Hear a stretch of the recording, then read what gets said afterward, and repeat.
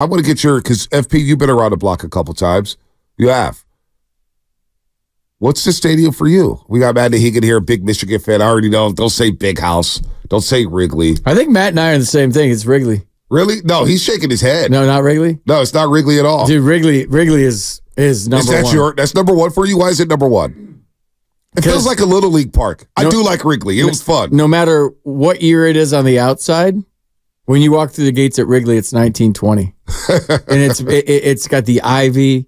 It's a frat party with a baseball game going on in the middle.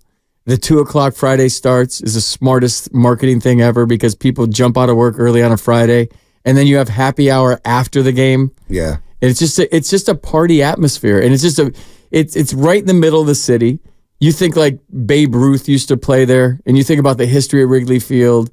And I don't know, I used to fly over it in AAA all the time because our connector from Indianapolis was Chicago. And I'd fly over it, and as a minor leaguer, I'd look down and see the tarp on with a big C. Mm-hmm. And I'm like, I'm going to play there someday.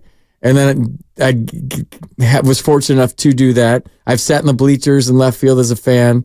I got to broadcast in the same booth that Harry Carey did. Wow. There's just so much history there. And the way Harry Carey went about it is kind of was my model. Like, just be yourself on the air, party with the fans, get to know the fans.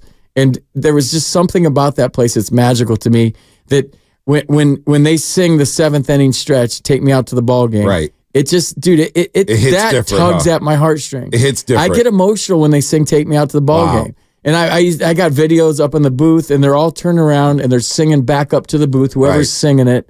Now it's, it used to be Harry. Right. And it's just, dude, there's just the tradition. I always say spread my ashes on Wrigley Field. Like, do it, because that's my happiest of happy places. So the Niners started the season in Chicago a couple seasons ago with Trey Lance. And that same weekend, the Giants were in town. Yeah. So I made the trip, Ed and I, we took the subway to Wrigley Field. And I made sure to walk down Waveland Avenue, right? Right behind it, Sheffield and Waveland Avenue. I walked behind it. I was like, we got to walk behind Wrigley first to see it. And you're like, wow, this is crazy. And there's kids selling lemonade, bought some lemonade for the kids. It was really good. And we walk into the stadium. And like, it's so small that when you walk downstairs, you can walk right out the stadium and you're right on the street. It's just unreal. You take a picture in front of the Wrigley Field bars sign. Around there, dude. The bars are right there. I had some great barbecue across the street. Wrigleyville. Wrigley was great. Dude, it's sick. It was a great experience. Dude, my rookie year, I'm playing center field, and it's his first time there, and Harry's leaning out of the booth singing Take Me Out of the Ball Game, and there was a layer of fog. So Harry, they spotlight him when he's singing Take Me Out to the Ball Game, and I'm running out to center field, and I turn around right behind second, and I'm just in awe. It's like he looks like an animatronic figure because of the fog in the setting. Right. I turned to Bruce Fremming, who's this old school umpire, and I say, Bruce, Wrigley Field, night game, Harry's singing 7th inning. It doesn't get any better than this, like in the middle of the game. Right. And Bruce Fremming just goes, and walks away. Like, I've seen this a million times. So I guess it's not for everybody, but like I have so many memories, like the callers, like it's not the place, it's the experience in the place. And then it's going to forever be part of who you are. It's like in your veins. Let me give you an experience at Camden Yard. We'll get to Matt Higgin in just a second. And the calls. Go to Camden Yards, right? It was a weekend. The Giants were there for 4th of July. And the Giants got smoked that year at Nationals Park. Big Mike Morse was hitting bombs. Lincecum got rocked. You probably were on the call in that game. It was 98 degrees. It was 98 degrees. They couldn't handle the heat. And they had 4th of July. They had the 4th of July 11 a.m. game. It's the best thing. I mean, it was – the Giants got smoked. So I went to 2 of those games that weekend. We also went to Camden Yards that week. And the Orioles were playing the Guardians. It's in my top 5, by the way. Camden Yards? Yeah. Camden Yards is special. However, my experience there was 102 degrees. They were giving out free cups of ice to all the fans. Free cups of ice just to stay hydrated and just not die in Camden Yards in heat. There was nobody there. So I love Camden, but the experience was like, I'm miserable. It's 102 degrees. It's humid. I need to come back soon. It was just not. It was not fun. It was not a pleasant experience. Yeah, that's why the Giants. So an 11 o'clock game for them was an 8 o'clock in the morning game, and it was 100 degrees, and they had no chance. No shot. They got smoked. Smoked. Matt, get in here. All right. So I grew up in Chicago. My dad's 81, lives there his whole life. Wrigley's the Mecca. Been there hundreds of times. I go to Fenway for the first time. I walk in, I call him and say, Dad, I think Fenway is better than Wrigley. I said, Dad, are you there? You're disowned. He hung up on me, and that was it. Wow. In other words, son, don't ever say that ever again. It's a Fenway special, though, Fenway dude. I'm with you. It's right there. Lubman, what you got? What you got, Lubman? Well, me, obviously, growing up around here, Oracle Park holds a very special place in my heart. I've been going there since I was, 7 years old, since my dad took me to my first Giants game, June 17th, 2000, against the Astros. And yeah, it's been a staple of my life every year since. Remember, I did a project in third grade, wherever your star of the week and stuff like that. You have to answer all these questions about you. And the question, one of the questions was, what's your favorite place in the world? And of course, me being me, I put Oracle Park because it was that special for me. So that tugs in my heartstring. But another great venue that when you walk in, it hits you. It was the old Yankee Stadium. I was lucky enough; I was able to get a couple games there. I went one in 2008, saw them play the A's, and that's when it was like the concourse was small, it was cramped, it wasn't great. They obviously needed to update that, but like in the stadium, the field and the stands, like that was something else. And I've been to the new Yankee Stadium once, and It's not the same. it's not the same, but they did a pretty good job though overall. Like it has a lot of, I don't know if this could be sacrilegious to say, but it feels a lot like the old one, but with like the right upgrades that it needed to The right modernize it. amenities, suites, stuff like that. So boxes, it was really nice. yeah. And Bigger one concourses. more I want to throw in here is this is from my dad, Jim Lubman. He texted me his favorite stadium experience. He got to go see Wisconsin play there in Madison. And he Ooh. loves it when they start playing jump around. Yeah. He loved that experience. So that's his that he texted in. Wow. So. Yeah, no, there's some bucket list items for me. The Horseshoe in Columbus. I want to go to an Ohio State game. I want to go to a Michigan game. I want to go to Beaver Stadium, Penn State. One thing I wish I was alive for, or I was alive for it, but, obviously didn't get down there, was the old Orange Bowl in Miami. I wanted to experience that. Seeing all those great Hurricane teams. Yeah, that's what we watch every Saturday. We went. What was that? The open air, the open-ended end zone? Yeah. Where was it? What would they do back the palm there? trees? The palm trees. It was Swaying in the wind? Swaying in the wind. I'm watching Florida State go wide right once, twice, I three was at times. those games, dude. Oh, my God. I'm a Florida State fan, if you didn't know that. I was college. Hey, I can't tell you stories about it because I can't remember because I was in college. I get it. I'd love to tell you how the Orange Bowl was, but I can't. Don't talk about I don't remember those Saturday Here's a games sleeper one. very well. Here's a sleeper one, 925. University of Colorado Stadium in Boulder. Rocky Mountain backdrop. That stadium does look pretty sweet. It does look pretty Coach sweet. Prime.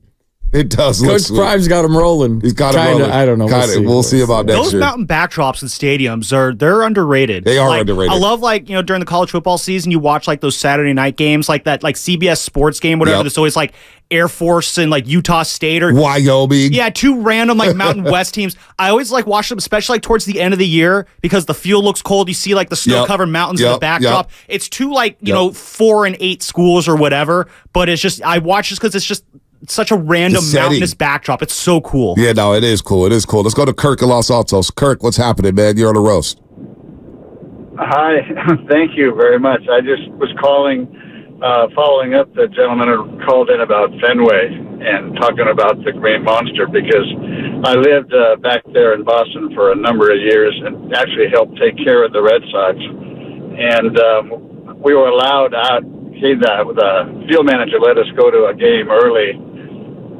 And the great thing about Fenway and Wrigley's awful nice, but Boston is such a small town. You can walk to the ballpark, and then you walk on out, and you walk on home, and everybody's together. But that Green Monster, we went inside the thing, and it is so cool because it's been there forever, and you look around, and there's all sorts of graffiti on there, and you kind of see stuff like Babe Ruth was here and Mickey Mantle says hi and all that sort of stuff. And while we were inside the Green Monster, batting practice started, and suddenly balls are being caroomed right off that thing. and it sounds like a bomb has gone off every time a ball hits that thing because it's a metal structure. Right. And it's just loud. But anyway, thanks for taking it. But that's, for me, Fenway's my place. I like Fenway. That's wow. We've got a few Fenways here. We got some Yankee stadiums,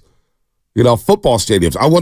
The Niners are going to, when do they go to Arrowhead? Not next season, maybe a couple of years from now, but I definitely want to take in Arrowhead Stadium in Kansas City. Looks like a party, the barbecue and everything. And of course, you got Mahomes and everything like that, but I want to experience that. Nicest people on the planet, Kansas City. It's like, are you this nice or are you a robot? Speaking of which, Kansas City, Kauffman Stadium. They've done an amazing job with that place. Yeah. The water fountains in the outfield. I'm on that trip this year. Are you on that trip? I'm excited. You're on that trip? Yeah. I'm going to Kauffman Stadium. They got the waterfalls, the big royal scoreboard in center field. They're like, welcome to our ballpark. Right. Here's the booth right over here. How are you doing? You're like, good. You're so nice. Everybody there is so nice. It's great. I love that trip. I'll say the worst stadium experience, Guarantee Rate Field, south side of Chicago. Agree. Hardcore agree. It's so sterile. There's nothing out there. I guess the White Sox are trying to move closer to downtown. Did you see it? No. The renderings? No, it's I'm like right on the river. Like, they need to move there. That would be sick. They need to move there. I know they do. Because the South, you've been there. It's a bad neighborhood. It's a bad neighborhood. It's They're terrible. like, be careful getting your Uber.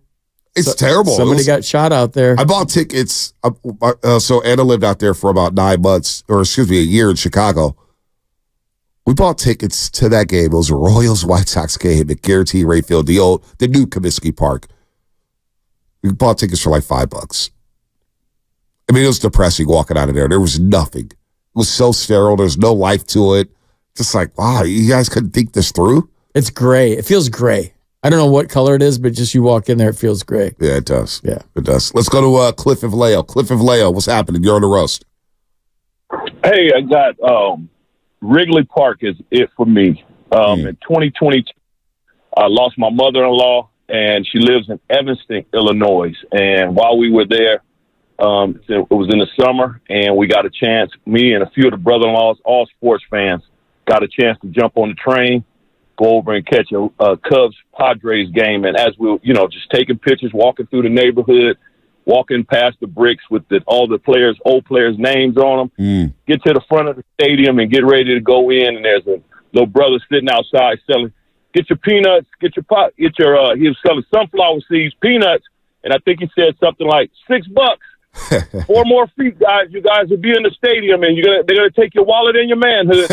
And we just died laughing. I went back and bought all the all the peanuts and sunflower seeds for everybody just for that line. And when we got in the stadium, all of a sudden, this whistle goes off, and we're sitting. Everybody had to come down out of their seats in the bowels of the stadium, pouring down rain for about a half hour, but went in there and had the best time of our life. And for me, it's just Wrigley. Wrigley is just. It's just like you said. Someone said you stepped in there. It was 2022, but I was back in 1920. Wow! And just imagining Ernie Banks at shortstop. I was a kid all over again. But it was just a great time, and for me, it's Wrigley all day. Wow! That's amazing. Wrigley was great. I was glad to experience Wrigley. Here's an underrated one. I just saw this on the text line because we don't even talk about college basketball cathedrals. Kemet Indoor Stadium, Duke University. I've got to get there. Now, it may not hit the same because Coach K is no longer coaching, Mike Krzyzewski. But I will say this. I watched Mike Krzyzewski's last win ever as the coach of Duke University when they beat Arkansas in the Elite Eight right here at Chase Center. March Madness was right here at Chase Center, and Duke University was here. I was blown away. Allen Fieldhouse, Kansas. You ever been there, FP? No. It looks pretty sick. Chapel Hill be good. Chapel Hill be great. Rupp Arena, Kentucky. Not mad at that. There's a lot of cathedrals. I can just go on a tour. Just go to all these stadiums. That's what I want to do. I want to take baby Chaz. I hear about dads taking their kids on baseball tours during the summer. I want to do that. Just go up and down the East Coast one year. We go to Fenway. We knock out Yankee Stadium. We go to Citi Field. I've been to Citi Field. It's nothing special about that. It's okay. It's all right. It's all right. If it's a big game, it's loud. It's all right. It is. It's all right. Citizens Bank Park, Philadelphia. Not bad. It's all right. It's good. It's all right. They're all good in the big leagues. They're all good in the big league. Well, They're all good. most of them are good in the They're big all leagues. good. Most of them are good in the big leagues here. We'll get back into the Warriors here in just a second as you're listening to 95.7 The Game, KGMZ FM in AC West San Francisco. Don't forget, you can also watch us every single day on our YouTube and Twitch streams. Just log on and search 95.7 The Game. Be sure to like and subscribe to the channel while you are there. Brought to you by First NorCal Credit Union. Upgrade your savings dividend. Open a First NorCal First Class Money Market today. And shout out to the Comcast Business Text Line. Bonte, come with us, Cal fans next year. Maybe I will. Maybe I will. Canes are coming to town. Don't Campbell. I got to get to Florida State. Go see my Knowles in Tallahassee. Because whenever you watch a game in Tallahassee, it's a big game. And I know you hate Florida State, FP. But the stadium, the cameras are always shaking. They're always shaking because Florida State's on some crazy run. They're blowing some team out. The cameras are like shaking. Been there, dude. Like, It's cool. It's cool, right? It's cool.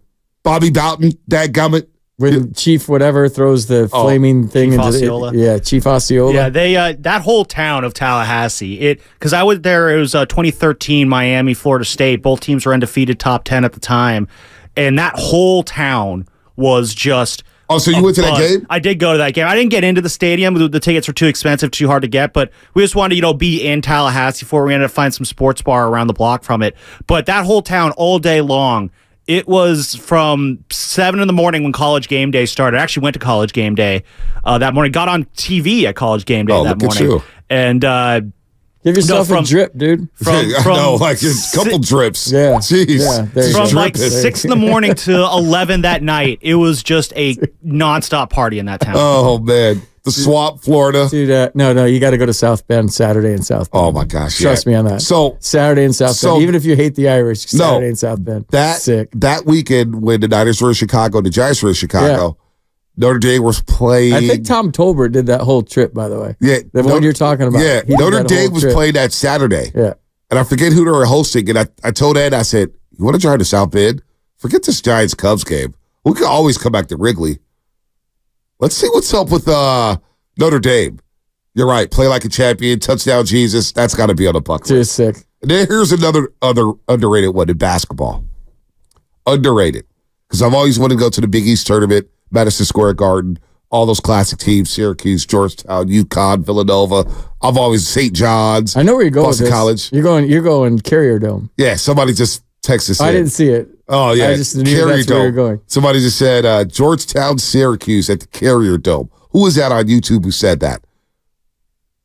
Who was that? I don't know who it was, but Georgetown, Syracuse, Carrier Dome. They only use half of it for basketball. Right. Yep. They put the big blue tarp on. Yeah, they put like the curtain, right, and they only use half for basketball, and then football, they open it all up. It's huge. Wow. On campus, too. On campus. Right in the middle of campus. I love that. All right.